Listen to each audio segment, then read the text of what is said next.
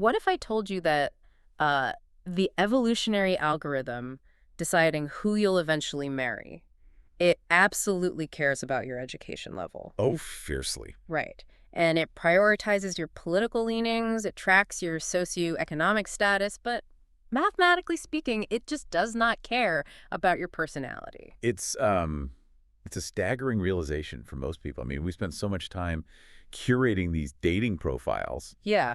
trying to broadcast our unique sense of humor or like our specific brand of introversion. We fully believe that personality is the ultimate magnet. Oh, 100%. But then you look at the raw data of human pairing, Mm. and personality is, well, it's probably a rounding error compared to the structural pillars of survival and status. It just completely shatters this romantic illusion we all carry around. We love the idea of serendipity. We want to believe finding a partner is like lightning striking. Right. The movie moment. Yeah. You lock eyes across a crowded room, and suddenly, boom, it's this magical, unpredictable collision of two completely independent lives. But then, you step into the world of psychology and evolutionary biology, and suddenly that beautiful lightning storm starts to look a lot more like a highly calibrated, heavily filtered sorting mechanism. It is the absolute definition of a structured subconscious marketplace. I mean, the human brain is just constantly running background calculations. Just nonstop. Yeah, evaluating assets, assessing risk, sorting the population, and the primary filter, the ultimate gauge that dictates exactly where you are even allowed to shop in this marketplace, is one we rarely examine critically. So welcome to Today in the Hypothesis. Right. And yes, I am expressly substituting our usual show name for this deep dive because today we are holding a massive science-backed mirror up to your relational history. It's going to be a fascinating one. We're unpacking the age-old adage that, attracts like in romance. We aren't just asking if it's a cute cultural saying. We're pulling from deep interdisciplinary research to ask if it's a scientifically measurable reality. And to do that, we're looking at an incredibly comprehensive research paper synthesized by Gemini. It was originally compiled by independent researcher Victor H. Sertouche. Right. The paper is titled The Reflexive Nature of Relational Attraction, and it's just this masterpiece of connecting seemingly disparate scientific fields. Okay, so the mission for today's exploration into these sources is to rigorously unpack the hypothesis that individuals attract partners who reflect their own internal level of self-love. We want to map exactly how this internal valuation, like how much you fundamentally believe you're intrinsically worth, acts as the master selective filter in the human mating market. It's the core of everything. It really is. I mean, if you've ever looked at your dating history, traced a line through all your exes and thought, why do I keep ending up in this exact same dynamic? Well, this deep dive is for you. It's going to take us from the foundational mechanics of evolutionary biology straight through to modern attachment theory, the pragmatics of the matching market, and, even all the way back to the ancient philosophical roots of humanity. Wow. Yeah, because what this source material reveals is that this phenomenon, it's not a modern psychological quirk brought on by dating apps. Right. It's not just Tinder's fault. Exactly. Yeah. It is a fundamental hardwired feature of the human condition. Okay, let's unpack this. Let's start with the broadcast mechanism itself. Before we can even begin to understand who we are pulling toward us out there in the dating pool, we have to deeply understand the specific psychological signals we're broadcasting from the inside. The internal architecture. Yes. And the paper makes it abundantly clear that the term self-love has been, somewhat hijacked by pop culture. Oh, completely. It's not just a feel-good buzzword about taking bubble baths. It's a complex, multi-layered internal system. The linguistic imprecision around these terms actually causes a lot of the confusion people have about their own relationship patterns. Really? How so? Well, the source draws a very sharp, crucial distinction between several psychological constructs that we just carelessly use as synonyms in everyday conversation. Okay. The most critical of these is the difference between self-worth and self-esteem. If we fail to separate these two, the entire matching algorithm just remains invisible to us. That's so true. I think most of us use those interchangeably. Like, you have a good day at work, you say your self-worth is high, you have a bad day, your self-esteem takes a hit. But the research says they operate on entirely different axes, right? Entirely different. Right. Let's look at how the source defines self-worth. It is an individual's intrinsic sense of being good enough. Intrinsically. Yes. It's the core, unshakable belief that you are worthy of love, dignity, and belonging, completely independent of your utility to the world. Wow. It's deeply internal, And most importantly, it is highly stable.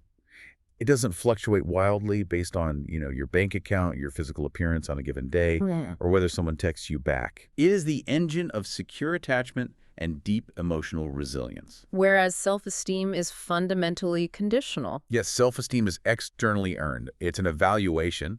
It's the value you assign to yourself based on your observable traits, your achievements, your social status, or like your professional success. So it's very metric-driven. Exactly. And because it relies entirely on external variables, it's inherently volatile.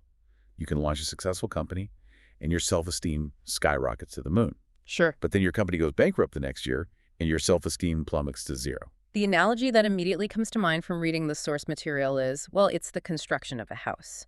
Self-worth is the poured concrete foundation. It's buried deep underground. You don't necessarily look at it every day, but it is the structural integrity that holds everything else up. That's a great way to put it. And self-esteem, on the other hand, is the exterior paint job. That is a highly functional way to visualize it. Mm-hmm. And it highlights the exact vulnerability the paper points out. Because you can have a house with a beautifully fresh, incredibly expensive, glossy coat of paint that represents sky-high self-esteem. Right. You have the six-figure job, you have the incredible physical fitness, you have a massive social media following. But if that concrete foundation of self-worth is cracked, crumbling, or was just never poured correctly in the first place, the house is structurally unsound. A strong gust of wind will just... Exactly. A moment of real relational vulnerability, and the whole thing collapses. And this specific combination, high self-esteem masking non-existent self-worth, it completely alters the mating signal a person projects into the dating market. How so? Like, what does the market actually see? Well, outwardly, at a social gathering, this person projects absolute dominance and confidence. They look like a top-tier, high-value catch. Right, the glossy paint. Yes, they attract people who are drawn to that glossy exterior. But internally, fundamentally, their operating system expects rejection. They don't actually believe they are intrinsically lovable without all their achievements. Oh. So when intimacy actually begins to develop, and the partner tries to get past the glossy paint to the foundation, the person just panics. That makes so much sense. The relationship becomes highly unstable because the internal broadcast contradicts the external marketing. The paper also lists a few other critical components that feed into this internal architecture. It mentions self-image, which is fascinating because it's strictly perceptual. It's literally the mental picture you hold of yourself, which the source notes heavily influences social risk-taking. Perception is reality when it comes to social behavior. If your self-image is distorted, say you view yourself as physically unappealing or socially awkward, even if objective reality disagrees, your nervous system will calculate social risks based on that distortion. So you count yourself out before you even try. Precisely. You will likely not take the risk of walking across the room to introduce yourself to someone you find attractive, effectively removing yourself from that tier of the mating market. Then we have self-efficacy, which, it sounds like a corporate buzzword, but in this context, it's functional competence. It's the belief in your own capacity to execute tasks, regulate your emotions, and reach goals. I found the application of this to dating incredibly insightful. The paper states that high self-efficacy drives selectivity. It makes perfect sense if you think about the mechanics of choice. If you possess high self-efficacy, you trust your own judgment. Right. You believe you are highly capable of navigating a relationship, communicating your needs, and, crucially, surviving a breakup if it comes to that. That's huge. It is. Because you trust your capacity to handle the outcome, you are far more confident in actively evaluating and selecting partners. You interview them, essentially. You don't just passively sit back and hope whoever chooses you turns out to be okay. And finally, there's self-concept, which the paper describes as the sum total of an individual's beliefs about themselves, like your holistic identity. The source points out something really interesting here. Your self-concept directly dictates your ability to judge similarity in partners. Yes, the clarity of it. Right, it introduces this idea of low self-concept clarity. Meaning, if you really don't know who you are, what your boundaries are, or what you fundamentally stand for, you naturally become less selective. You tend to pair up with other people who possess similar psychological ambiguities. That's a dangerous loop. It's like two people floating in the dark, just hoping the other person has a flashlight. Which brings us to the actual operational engine of this internal architecture. How do we build and maintain this foundation? The paper conceptualizes self-love as a triad. The triad, right? Yes, it is not just one feeling, It's three distinct components working in sequence. First, there's self-contact. Second, self-acceptance. And third, self-care. I want to spend some time on this triad because reading through the source material, I actually found myself questioning one piece of it. Oh, really? Which part? The text states that self-acceptance and self-care are active choices. They require agency.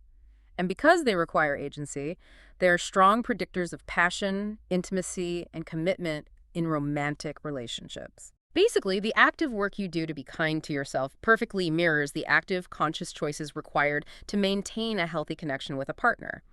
But then the paper talks about self-contact, which it defines as the passive awareness of your emotions, and explicitly notes that it has a neutral impact. Yes, a neutral impact. It doesn't actually enhance relationship quality on its own.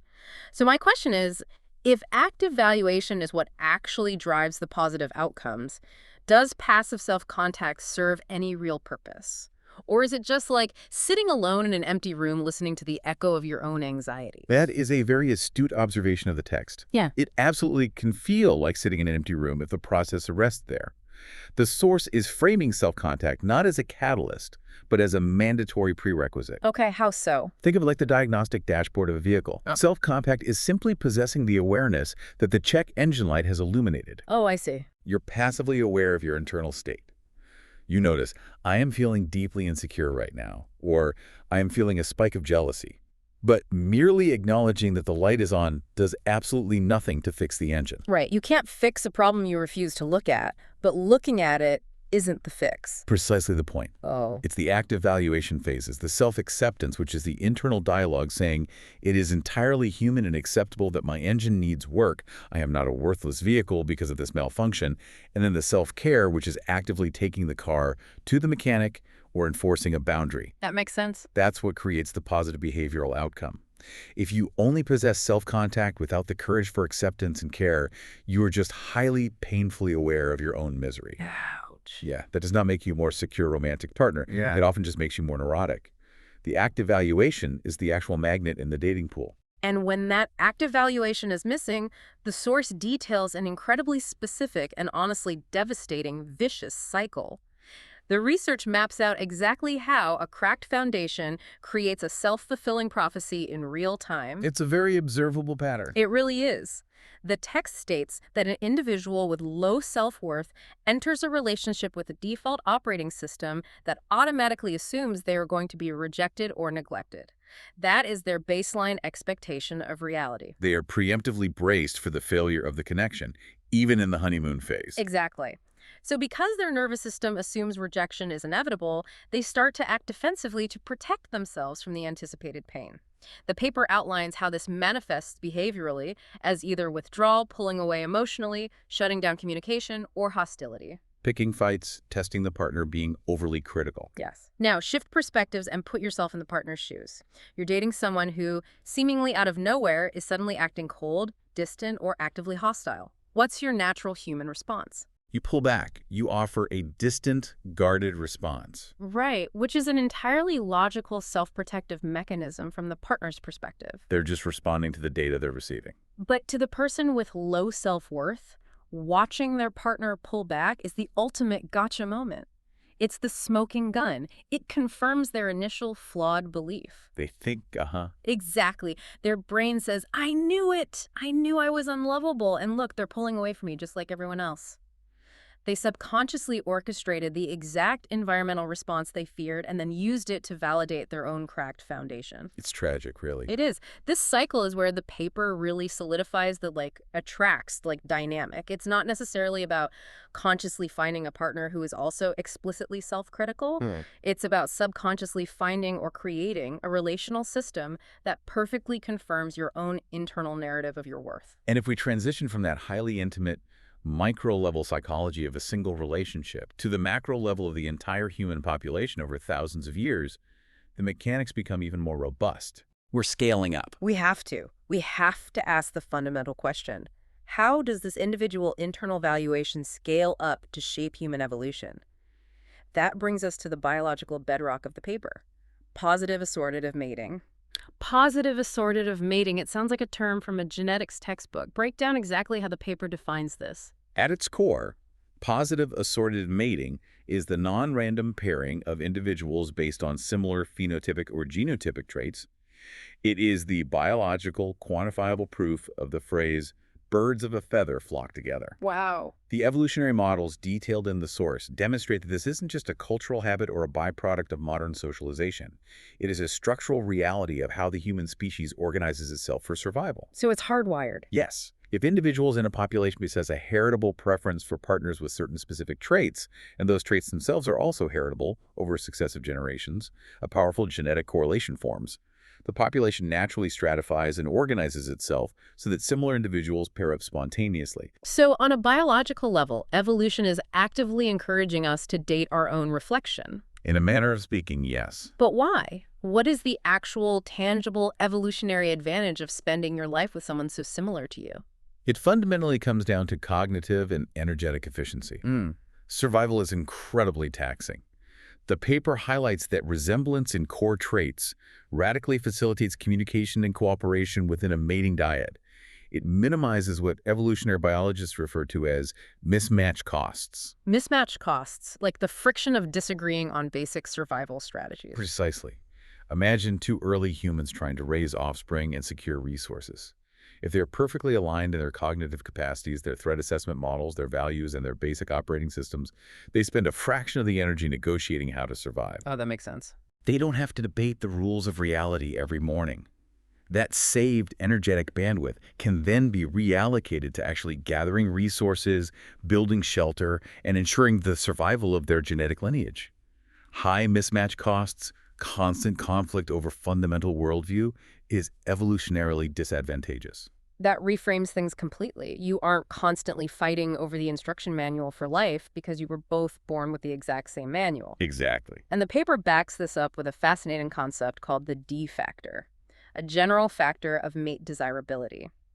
The research suggests that high-value individuals tend to cluster together across multiple dimensions. They do. If you possess a highly desirable trait in one arena, you are statistically likely to possess desirable traits in others, creating this highly structured, tiered mating market where people tend to mate within their own tier.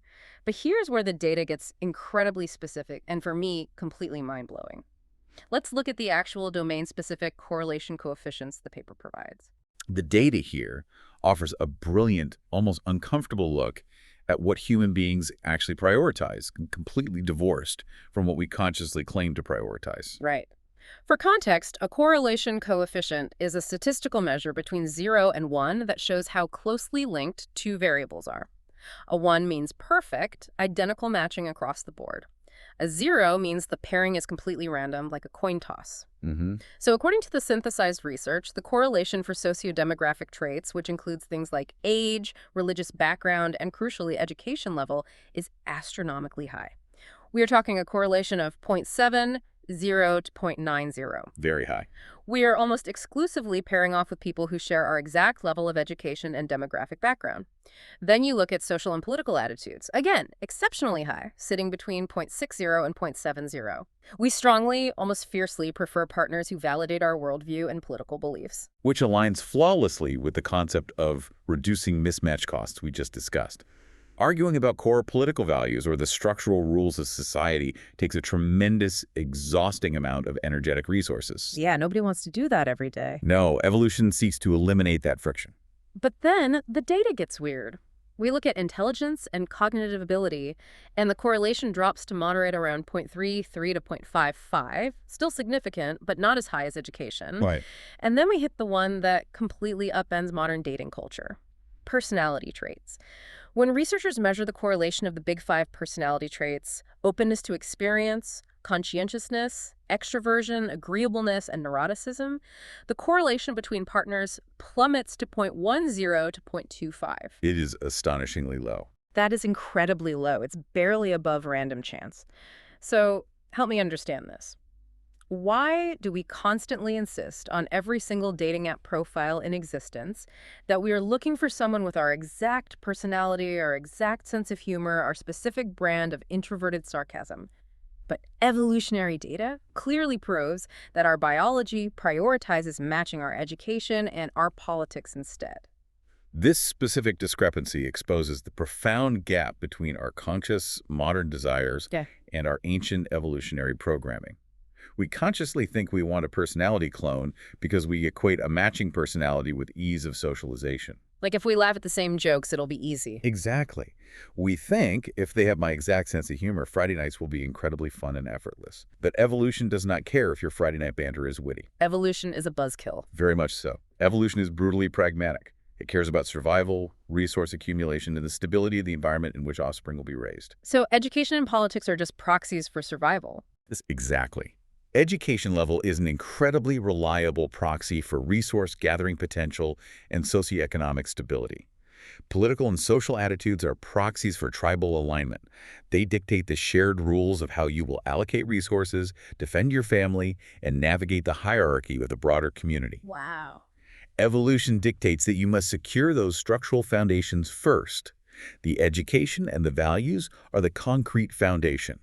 Personality traits, whether one of you is highly extroverted and the other is deeply introverted, or whether one is highly organized and the other is a bit scattered, that's just the paint job. The paint job again? Yes, it's highly flexible. A diet can survive perfectly well and often thrive through complementarity with differing personalities, provided they are in absolute lockstep on how to manage their resources and educate their children. That is deeply humbling. We think we're making these highly individualized romantic choices based on a shared love of obscure cinema, but we're actually just executing a biological script designed to secure resources and minimize tribal friction. We really are. So how does our internal sense of self-love and self-worth actually interface with this massive biological sorting mechanism?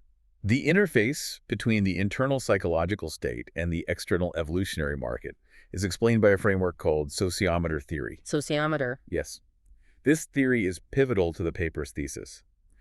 It posits that human self-esteem did not evolve just to make us feel warm, fuzzy, and actualized. It evolved as a highly sensitive internal monitor, a literal biological gauge of our social acceptance, our relational inclusion, and our status within the tribe. Okay. It's an instrument designed to help us navigate the mating market by constantly aligning our romantic aspirations with our actual objective desirability in the eyes of the group. So your internal self-esteem is essentially a radar system constantly pinging the environment to tell you exactly what league you're allowed to play in. That is a very accurate translation. The source explains the behavioral consequences of this gauge. Individuals who possess high perceived mate value, meaning they have high self-love, stable self-worth, and they read their internal sociometer and determine, I am a valuable, secure asset to this tribe, they operate completely differently in the dating market. How so? This high reading allows them to act with dominance, confidence, and relaxation. They can implement their preferred sexual and romantic strategies without the paralyzing fear of constant rejection. Because they project this security, they naturally attract other high-quality secure mates. They do not operate from a place of panic. And what happens when the sociometer provides a different reading? What about the other side of the coin? For individuals with low perceived mate value, those who read their internal sociometer and subconsciously conclude that they are positioned at the bottom of the social hierarchy, their behavioral strategy shifts drastically toward defense and preservation. The paper notes they engage in far more intense, highly visible mate-guarding behaviors. Mate guarding. Give me an example of what that looks like in a modern context. We're talking about the manifestation of deep jealousy. It's the surveillance of a partner's phone, the constant suspicion of their interactions with colleagues, the attempt to isolate them from friends. It is a set of behaviors driven by absolute panic. Because they fundamentally, structurally believe that their partner is out of their league. Precisely. If your internal sociometer is screaming that your objective value is a 4, and through some twist of fate you end up dating someone the market values as an 8, your nervous system does not celebrate this victory. It freaks out. It panics. It assumes the 8 will inevitably, logically, realize the mathematical discrepancy and abandon you for a better match. So the individual with low self-worth becomes hypervigilant. They are attempting to forcefully guard a resource that their own brain tells them they haven't truly earned and do not deserve to keep.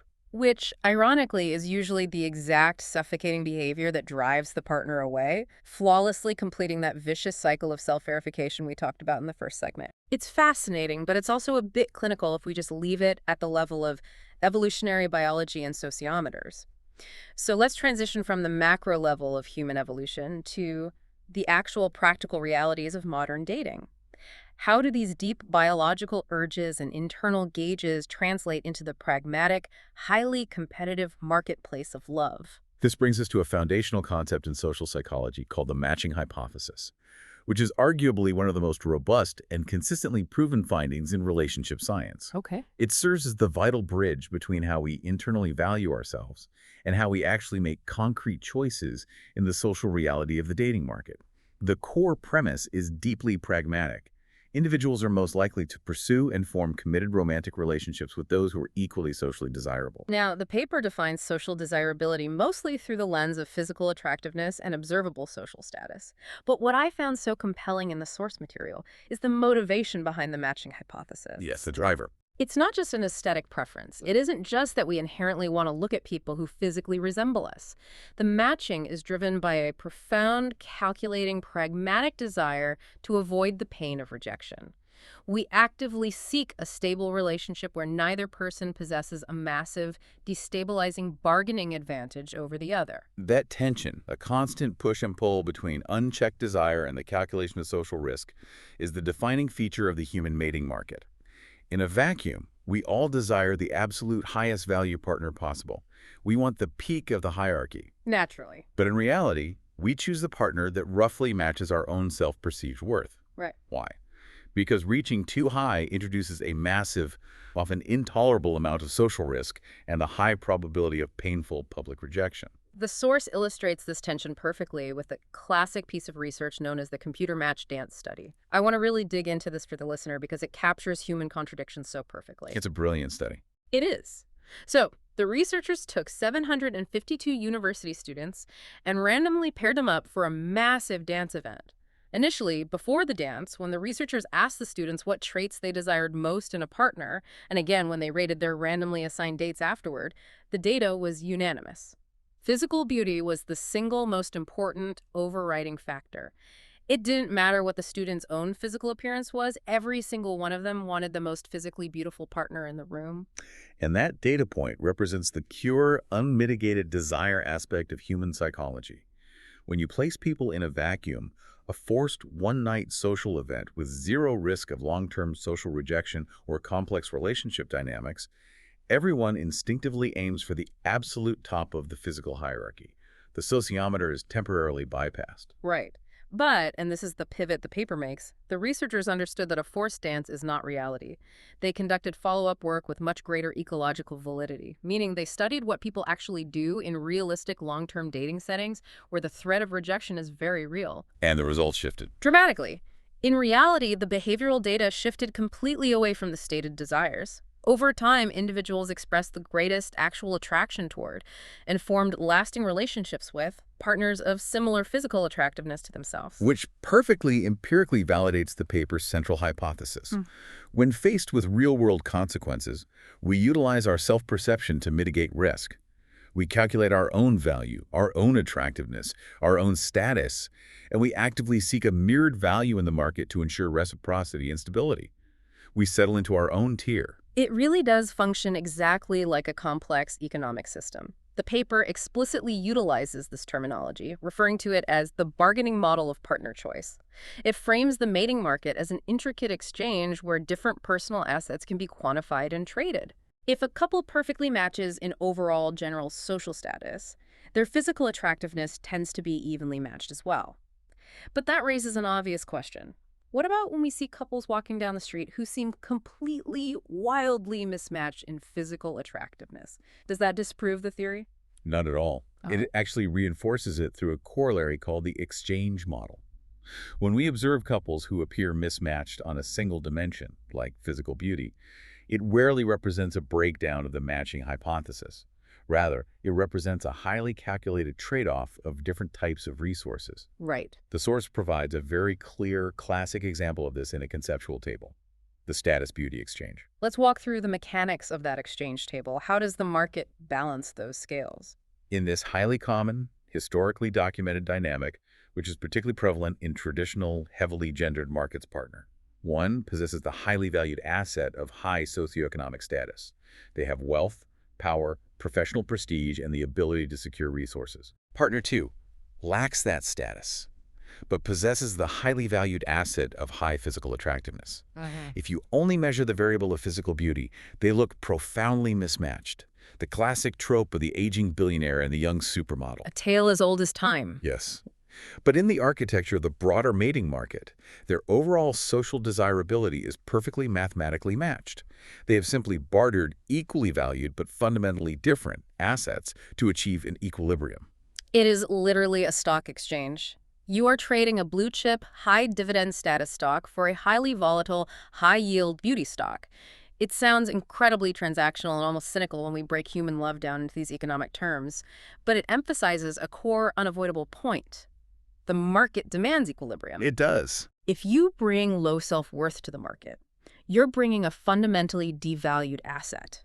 Because your asset is devalued, you are effectively forced by the market to either settle for someone else who also possesses a devalued asset, or you have to trade away massive amounts of other resources, like your time, your money, or your emotional boundaries, just to keep a higher value person around. Mm. That inherent imbalance leads to deeply painful, unsustainable relationships. And that profound imbalance leads us directly into perhaps the most crucial nuance and counter-argument in the entire research paper.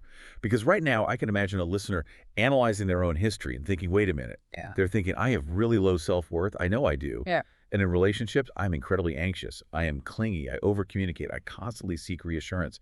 But the last person I dated, and the person before that, was totally aloof, highly distant, emotionally unavailable, and acted like they didn't need anybody at all. The classic avoidant. Exactly.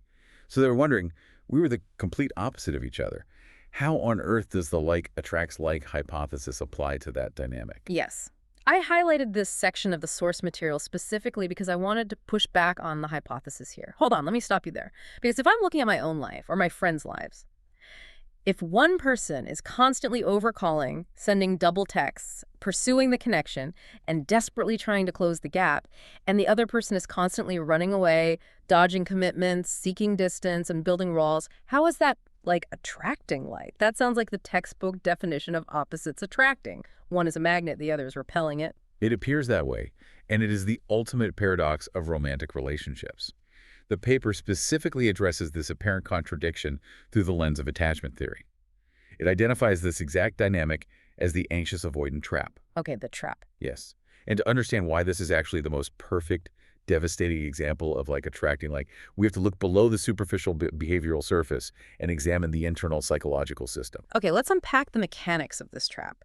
How does the paper define these two specific attachment styles? The source defines an anxiously attached individual as someone who possesses a deep, pervasive fear of abandonment coupled with very low self-worth. They crave absolute emotional union, but they are terrified of losing it, so their nervous system is constantly hyperactivated. Great. An avoidantly attached individual, on the other hand, possesses a deep fear of intimacy. They rely on a high defensive form of self-reliance. They claim they do not need anyone, and their nervous system deactivates in the face of emotional closeness. So outwardly, behaviorally, they are polar opposites. The anxious person is the relentless pursuer. They seek constant reassurance. They try to force intimacy. The avoidant partner is the withdrawer. They create emotional distance. They prioritize their independence above the connection. And they feel suffocated by the exact closeness the anxious person is demanding. Exactly. The behaviors are asymmetrical. But the psychological synthesis the paper provides is deeply counterintuitive and profound. While their outward coping mechanisms are complete opposites, their internal belief systems are identical. Wait, really? Identical? Yes. Both partners possess insecure attachment styles that are typically rooted in inconsistent, unresponsive, or overwhelming early caregiving. At their absolute core, beneath the pursuit and beneath the withdrawal, both the anxious person and the avoidant person hold the exact same fundamental belief. I am inherently not enough, and I cannot trust love to be safe, reliable, and consistent. That is an incredible realization. So the manifestation of the lack of self-love is different. One person builds a fortress and uses a shield. The other person uses a grappling hook and refuses to let go. But they're both responding to the exact same internal void. They're both trying to survive the exact same core wound. That's a beautiful analogy. It's like two people trying to dance to completely different rhythms of music, but they both fundamentally believe they are terrible dancers. And this shared internal void creates a devastating belief confirmation loop, which perfectly explains why these two specific types are so magnetically, overwhelmingly drawn to each other in the dating pool. It goes back to the self-verification theory we discussed earlier. Remind me how that plays out here. Well, the anxious partner fundamentally believes the narrative that people I love will always eventually leave me. When they date an avoidant partner, the avoidant inevitably becomes overwhelmed and withdraws. The anxious person's brain registers this and says, see, I was right. People always leave. The trauma is validated. And it works flawlessly in reverse, too. The avoidant partner fundamentally believes the narrative that emotional closeness is suffocating and people will always demand too much of me. When the anxious partner panics at the distance and pursues them intensely, demanding reassurance, the avoidant person's brain says, see? I was right. Closeness is a trap that suffocates me. Yes. They are perfectly tragically designed to trigger and validate each other's deepest insecurities. That is the defining tragedy of the anxious-avoidant trap. The source speculates further on this, noting that this relentless pursue-withdraw cycle actually mimics the early nervous system conditioning many people experienced in childhood. How so? The high highs of brief reconciliation followed by the low lows of withdrawal create a massive dopamine and cortisol roller coaster. Because this chaotic dynamic is so deeply familiar to their nervous systems, they misinterpret this intense, painful dysfunction for romantic chemistry or passion. They feel a powerful spark, but it is actually just the alarm bells of old attachment wounds being activated. Wow. So to reiterate this crucial point, attracts, absolutely does not mean you will date someone with your exact behavioral quirks or coping mechanisms. The hypothesis holds because insecure people attract insecure people. The core lack of self-worth is the matched variable, the shared foundation, even if the house built on top looks completely different. That is precisely the necessary modification to the hypothesis that the paper provides. The internal structural symmetry is what dictates the attraction, regardless of the behavioral asymmetry. Which brings up a really fascinating, almost philosophical point about how much of this matching process is objective reality and how much is just our brain playing highly advanced tricks on it. Oh, the cognitive distortions. Yeah. We've established the mechanics of how we attract our internal match, but the research really interrogates our perception of this process. Are we actually objectively matching with people who share our values and worth? Or are we just hallucinating similarities because we desperately want to feel validated? The source delves deeply into a cognitive mechanism called self-essentialist reasoning. This is a fascinating psychological quirk regarding how humans categorize each other. The theory posits that people inherently believe they possess an underlying essence, a true, immutable nature or core identity that drives all their outward characteristics. Right. It's the idea of having a soul or a core vibe that defines who you really are. Yes, and the way this cognitive mechanism functions in the dating market is highly susceptible to bias. When we meet someone new and discover one specific, highly salient shared attribute, say, you find out on a first date that you both love the exact same obscure indie band, or you both share the exact same highly specific political grievance, the brain immediately categorizes that person as a person like me. We jump to massive conclusions based on tiny data points. We make an incredible cognitive leap. We infer that because this person shares this one thin slice of reality with us, they must therefore share our entire generalized essence. We mentally create a generalized shared reality. Now, for an individual operating with high self-worth and high self-love, this is generally a positive, affirming experience. Finding a similar other reinforces a positive, healthy essence. But for an individual struggling with low self-worth, this essentialist reasoning can become deeply maladaptive. Because if your perceived essence is a profound feeling of inadequacy or brokenness, you're going to actively seek out and highlight that same essence in someone else. The paper specifically notes that people with low self-worth can be subconsciously drawn to partners who share an essence of inadequacy. This leads to a shared reality based on mutual self-deprecation, shared trauma, or even a shared sense of victimhood against the world.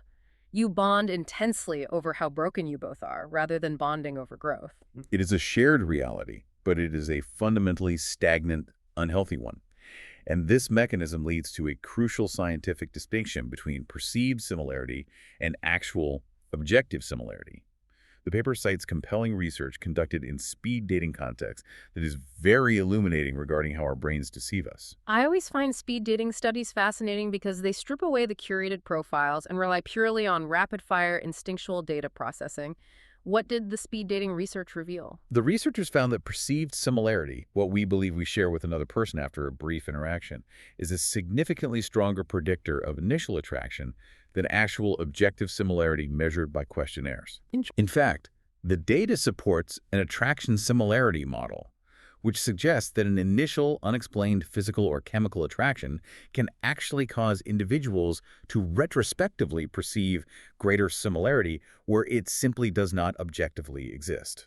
Let me see if I have this right. It's like we're putting on a VR headset on a first date. We sit down, we feel an immediate spark of physical attraction, so our brain boots up this self-essentialist software. Right. It starts projecting similarities onto the other person just to validate our own essence and justify the physical attraction.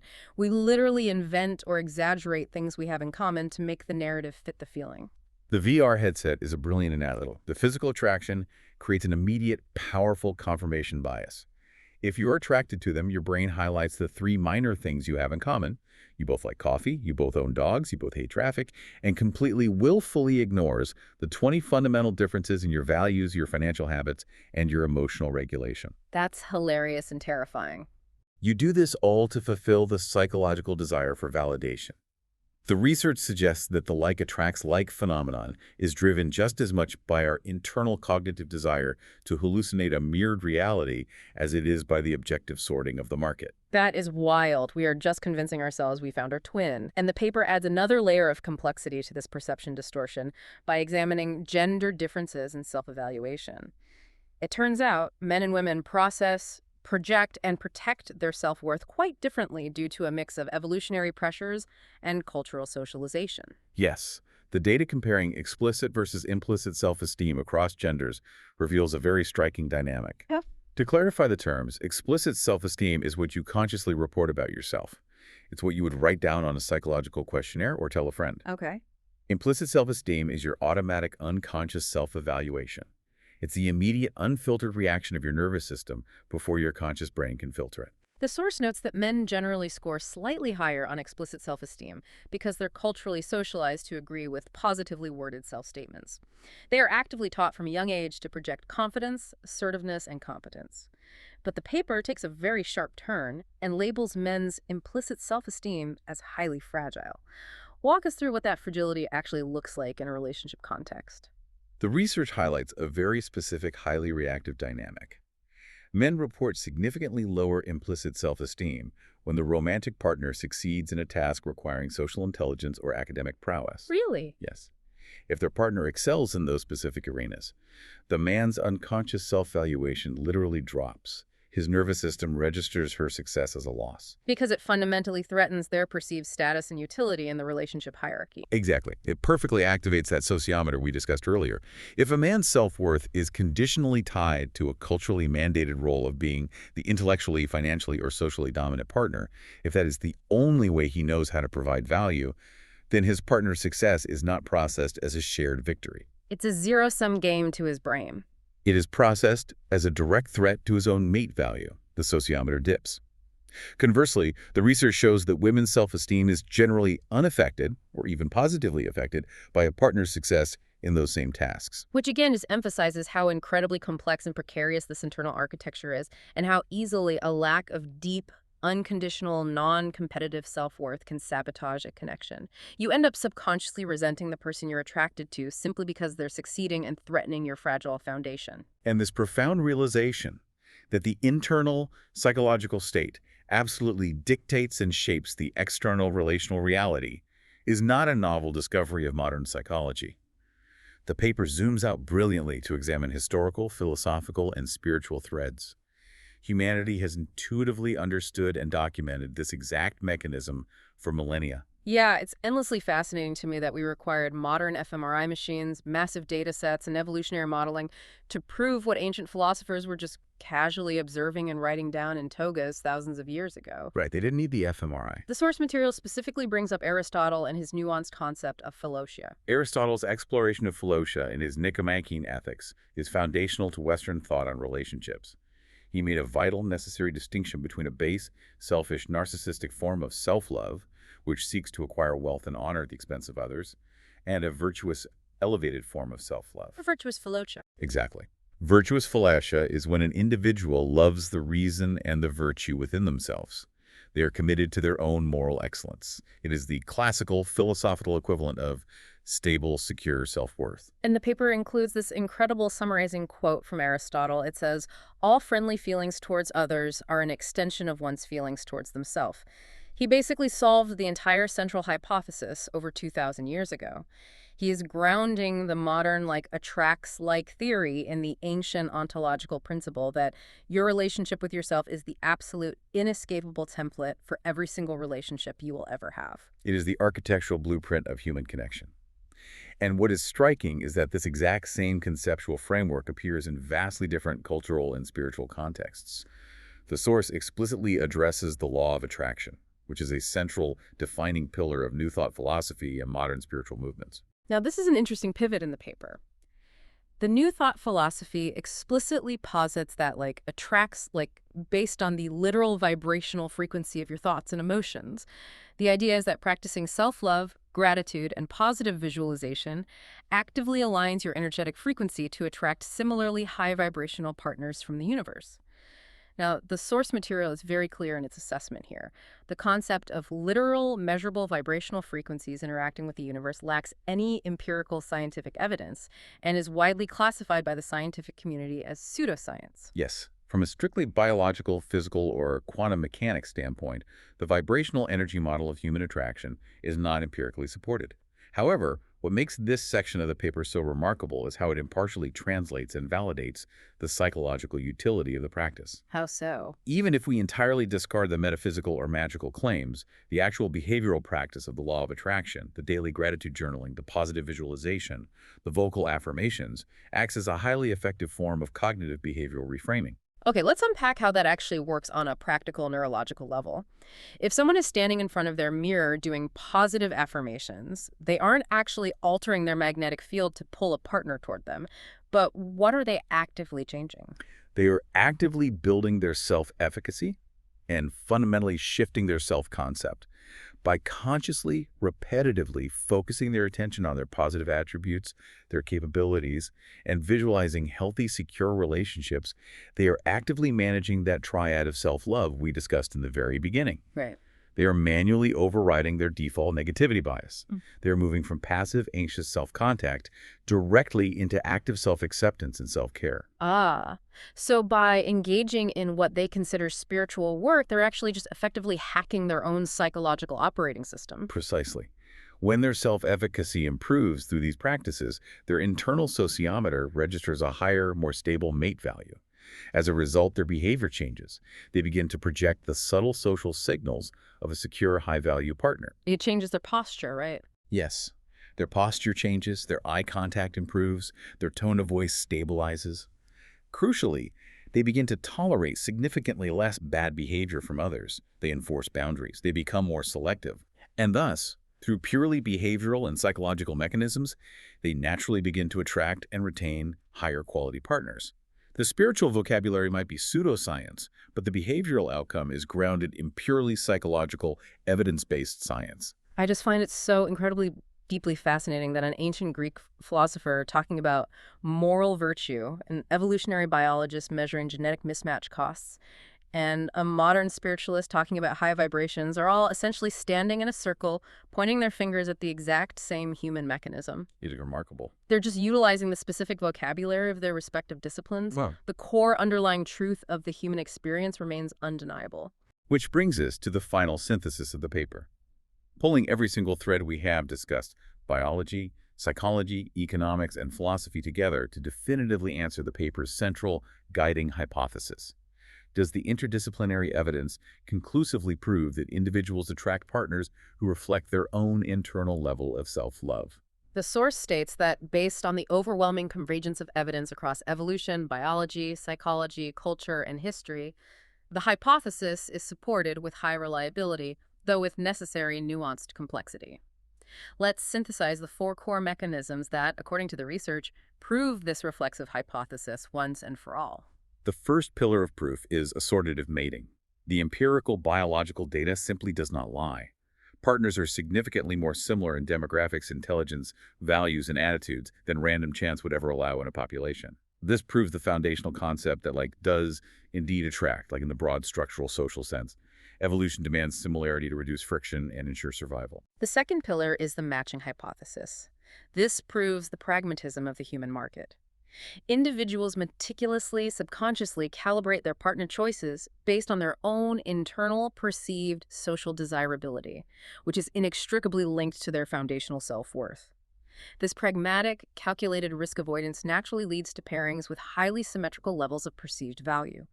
We seek our own reflection in the market simply to feel safe from rejection. The third pillar brings in the crucial psychological nuance: self-verification and attachment theory. This explains the powerful subconscious draw that overrides logic. It proves that individuals with low self-love are subconsciously, magnetically drawn to partners who confirm their negative self-bias, the devastating anxious-avoidant trap. Right. While outwardly they appear totally different, the internal lack of worth is perfectly symmetrical. Conversely, those with high self-compassion naturally attract partners who provide secure, stable connections, primarily because their boundaries ensure they simply will not tolerate anything less. And the fourth and final pillar is signal and perception. This is the broadcast mechanism we opened with. Active self-acceptance and self-care act as literal, observable beacons in the social environment. They signal emotional health, stability, and high mate value. If you're projecting relentless self-criticism and internal instability, you are broadcasting a devalued asset, and the market dictates you will attract a relational system that perfectly matches and utilizes that instability. And there is one final, somewhat sobering structural point the paper makes about how this all plays out in the real world. The profound attraction we feel, the spark we think is destiny, is often just a product of the mating market's mechanical settling process. Settling process, that sounds incredibly harsh. What does that mean structurally for the dating pool? It is not a moral judgment. It's a structural reality of markets. It means that the mating market naturally sorts itself from the top down. Individuals who possess high self-worth, high emotional stability, and secure attachment styles tend to easily identify each other, pair off, and maintain those relationships. Therefore, they exit the available dating pool relatively quickly and permanently. Leaving who? What remains in the active dating pool is a disproportionate number of individuals with lower self-worth, unresolved trauma, or insecure attachment styles. Therefore, a person lacking self-love is mechanically left with a pool of structurally similar partners to choose from. The market mechanics force the matching hypothesis to manifest through the sheer availability of inventory. It is a massive game of musical chairs, but the chairs are assigned entirely based on your self-concept. Ultimately, the paper concludes that human attraction is a deeply, inescapably reflexive process. It states, and this is a profound thought, that the quality of the relationship we have with ourselves sets the absolute, impenetrable ceiling for the quality of the relationships we can maintain with others. You literally, architecturally, cannot build a relationship taller or stronger than the foundation of your own self-worth. It will eventually collapse under its own weight. It's an immutable law of emotional physics. The source beautifully ends by referencing Erich Fromm, the great psychoanalyst and philosopher, alongside Aristotle. Both men observed, decades and centuries apart, that the self must be the primary object of our own art of loving. Before you can love another, you must master the art of loving yourself. The art of loving. That is a beautiful, evocative phrase. It's the perfect distillation of the research. And the ultimate conclusion is a profound mirror for all of us. The partner we ultimately choose, the specific dynamic we repeatedly settle into and tolerate, is the single most telling, objective reflection of how well we have mastered that art within ourselves. If you truly want to know how much you love and value yourself, do not look at your affirmations. Look directly at the behavior you accept from the person you are romantically tethered to. That is a heavy, illuminating mirror to hold up. It really recontextualizes every bad date, every toxic ex, every anxious 2 a.m. spiral. It wasn't just bad luck. The universe wasn't punishing you. It was the internal algorithm functioning exactly as it was designed to function based on the data you fed it. Indeed. The lightning strike of romance isn't a random weather event. The storm is highly localized, and you are the one determining the atmospheric pressure. As we wrap up this incredibly dense exploration, we want to leave you with a final provocative thought to mull over. Something that builds directly on all the mechanisms we just discussed. We have thoroughly established that our romantic choices are a perfect mirror of our internal self-worth at the time of choosing. So what happens to a long-term established relationship, a marriage, a decade-long partnership, When one partner suddenly decides to do the profound internal work. That's the million-dollar question. What happens when one person actively works to radically upgrade their self-worth, to heal their attachment style, to raise their sociometer, but the other partner remains exactly the same? Does that newly upgraded self-worth shatter the foundational mirror of the relationship? Or does the immense pressure of that individual growth inevitably force the other person to rise up, adapt, and meet them at the new baseline? That scenario is the ultimate stress test of the reflexive hypothesis in real time. Can an asymmetrical, one-sided upgrade survive the brutal, stabilizing market forces we just spent an hour describing? The data suggests massive friction, but it is definitely a vital dynamic to consider if you currently find yourself outgrowing a relationship you once thought was a perfect match. Absolutely. Well, that brings us to the end of our journey today. We've traced the architecture of the human heart from evolutionary biology to ancient philosophy, and hopefully gave you a completely new lens through which to view your own relational history. If you enjoyed this deeply analytical unpacking of love, make sure to subscribe to Today in the Hypothesis. And please, share this deep dive with someone in your life. Maybe a friend who is currently stuck in the agonizing loop of the anxious-avoidant trap, or someone who just desperately needs a new, science-backed perspective on their frustrating dating life. Until next time, keep questioning the hypothesis and remember to check the structural integrity of your foundation.